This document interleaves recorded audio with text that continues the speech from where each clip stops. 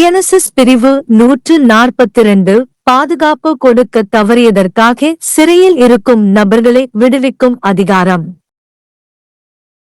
1. சட்டப்பிரிவு 13(6) இன் கீழ் ஒரு நிர்வாக மாஜிஸ்திரேட் பிறப்பித்த உத்தரவின் விஷயத்தில் மாவட்ட மாஜிஸ்திரேட் அல்லது வேறு எந்த வழக்கிலும் தலைமை ஜுடிசியல் மாஜிஸ்திரேட் இந்த அத்தியாயத்தின் கீழ் பாதுகாப்பு கொடுக்க தவறியதற்காக சிறையில் அடைக்கப்பட்டுள்ள எவரும் இல்லாமல் விடுவிக்கப்படலாம் என்று கருதும்போது சமூகத்திற்கோ அல்லது வேறு எந்த நபருக்கோ ஆபத்து, அவர் அத்தகைய நபரை டிஸ்சார்ஜ் செய்ய உத்தரவிடலாம். 2.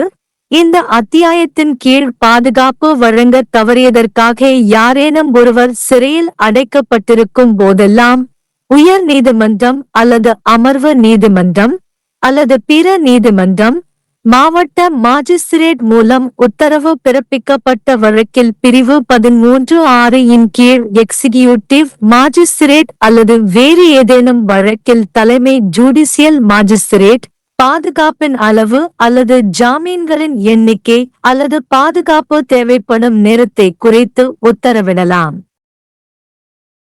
3. துணைப்பிரிவு 1 இன் கீழ் ஒரு ஆணை அத்தகைய நபரை நிபந்தனைகள் இன்றி அல்லது அத்தகைய நபர் ஏற்றுக்கொள்ளும் எந்த நிபந்தனைகளின் அடிப்படையிலும் விடுவிக்க வழிவகை செய்யலாம். விதிக்கப்பட்ட எந்த நிபந்தனையும் அத்தகைய நபருக்கு உத்தரவிடப்பட்ட காலத்தின் போது செயல்படாது. பாதுகாப்பு கொடுக்க காலாவதியானது. 4. மாநில அரசு விதிகள் மூலம் நிபந்தனைக்குட்பட்ட டிஸ்சார்ஜ் செய்யக்கூடிய நிபந்தனைகளை பரிந்துரைக்கலாம். 5.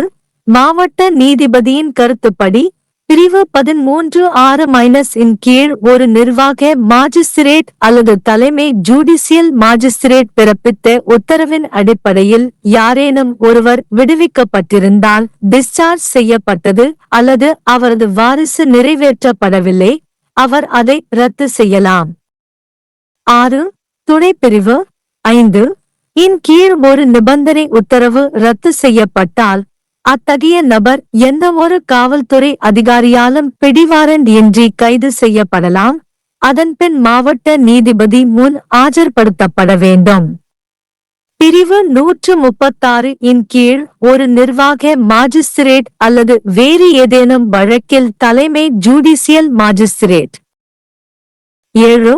அத்தகைய நபர் அவர் முதலில் உறுதி செய்யப்பட்ட அல்லது காவலில் வைக்க உத்தரவிடப்பட்ட காலத்தின் காலாவதியாகாத பகுதிக்கு அசல் உத்தரவின் விதிமுறைகளின்படி பாதுகாப்பு வழங்காதவரே அத்தகைய பகுதியானது காலத்திற்கு சமமான காலமாக கருதப்படுகிறது.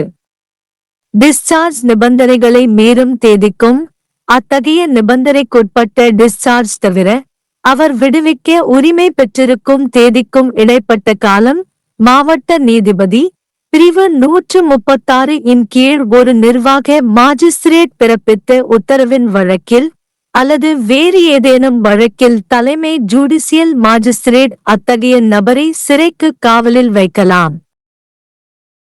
8.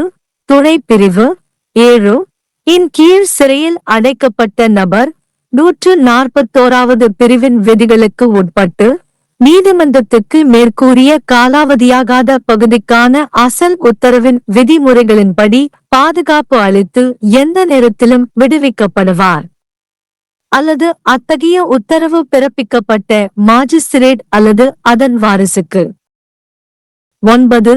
உயர்நீதிமன்றம் அல்லது அமர்வு நீதிமன்றமானது எழுத்துப்பூர்வமாக பதிவு செய்யப்படுவதற்கு போதுமான காரணங்களுக்காக இந்த அத்தியாயத்தின் கீழ் அமைதியை காக்க அல்லது நல்ல நடத்தைக்காக எந்த ஒரு பத்திரத்தையும் ரத்து செய்யலாம். சட்டப்பிரிவு 13(6) இன் கீழ் ஒரு நிர்வாக மாஜிஸ்திரேட் பிறப்பித்த உத்தரவின் விஷயத்தில் அல்லது வேறு எந்த வழக்கிலும் தலைமை ஜுடிசியல் மாஜிஸ்திரேட் அத்தகைய பத்திரத்தை தனது உத்தரவின் கீழ் அல்லது அவரது மாவட்டத்தில் உள்ள வேறு ஏதேனும் நீதிமன்றத்தின் உத்தரவின் கீழ் செயல்படுத்தப்பட்டால் அத்தகைய ரத்து செய்யலாம். 10. இந்த அத்தியாயத்தின் கீழ் ஒரு பத்திரத்தை நிறைவேற்ற உத்தரவிடப்பட்ட மற்றொரு நபரின் அமைதியான நடத்தை அல்லது நன்னடத்தைக்கான எந்தவொரு உத்தரவாதமும் எந்த நேரத்திலும் நீதிமன்றத்திற்கு விண்ணப்பிக்கலாம். சம்மன் அல்லது வாரண்ட் அது பொருத்தமானது என நினைக்கும்.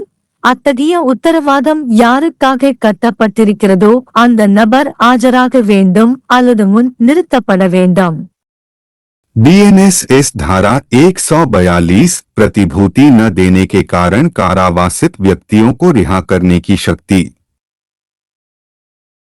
1. जब कभी जिला मजिस्ट्रेट धारा 136 के अधीन कार्यकारी मजिस्ट्रेट द्वारा पारित आदेश के मामले में या किसी अन्य मामले में मुख्य न्यायिक मजिस्ट्रेट की यह राय हो कि इस अध्याय के अधीन प्रतिभूति न देने के कारण कारावासित किसी व्यक्ति को समुदाय या किसी अन्य व्यक्ति को कोई खतरा पहुंचाए बिना रिहा किया जा सकता है, तो वह ऐसे व्यक्ति को उन्मोचित करने का आदेश दे सकता है। 2.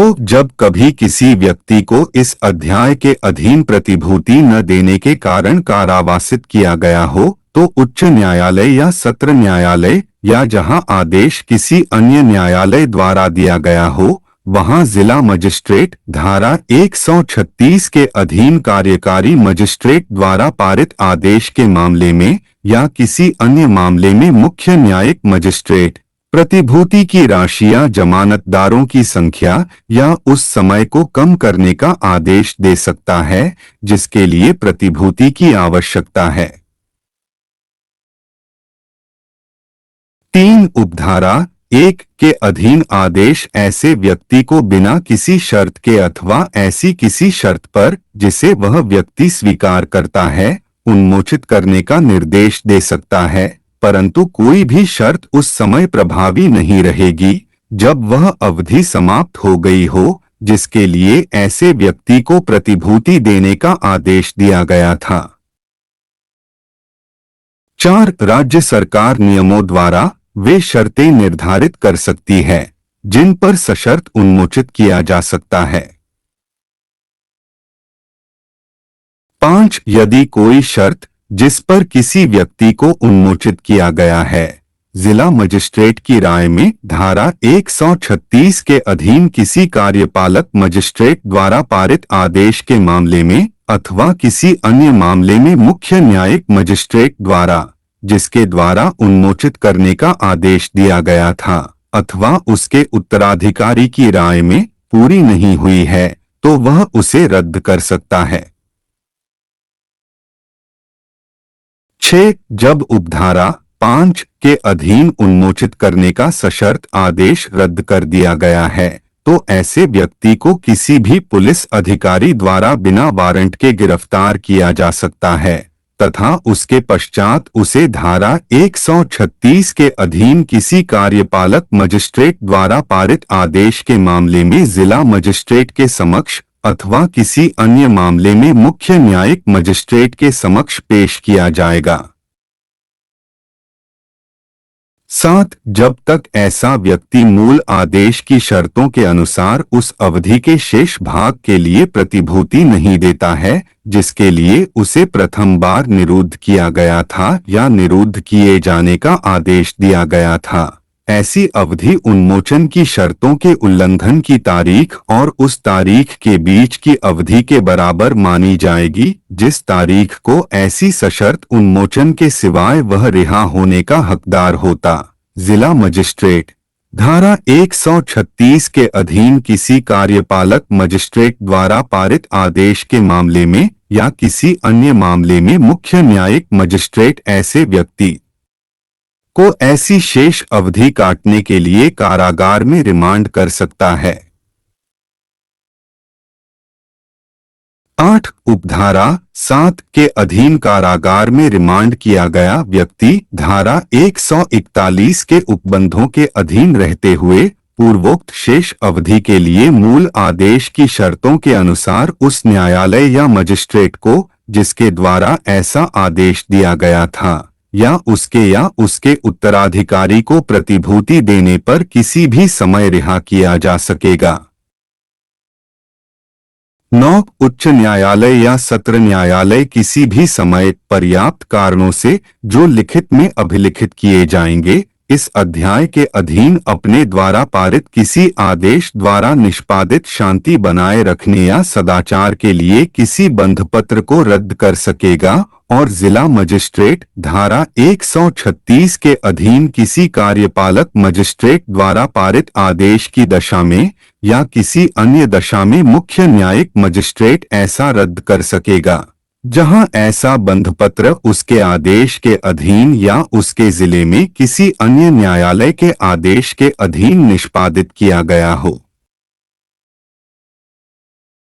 10 किसी अन्य व्यक्ति के शांतिमय आचरण या सदाचार के लिए कोई जमानतदार जिसे इस अध्याय के अधीन बंधपत्र निष्पादित करने का आदेश दिया गया हो किसी भी समय बंधपत्र को रद्द करने के लिए ऐसा आदेश देने वाले न्यायालय से आवेदन कर सकेगा और ऐसा आवेदन किए जाने पर न्यायालय जैसा वह ठीक समझे समन या वारंट जारी करेगा जिसमें उस व्यक्ति को जिसके लिए ऐसा जमानतदार आबद्ध है उपस्थित होने या उसके समक्ष लाए जाने की अपेक्षा की जाएगी।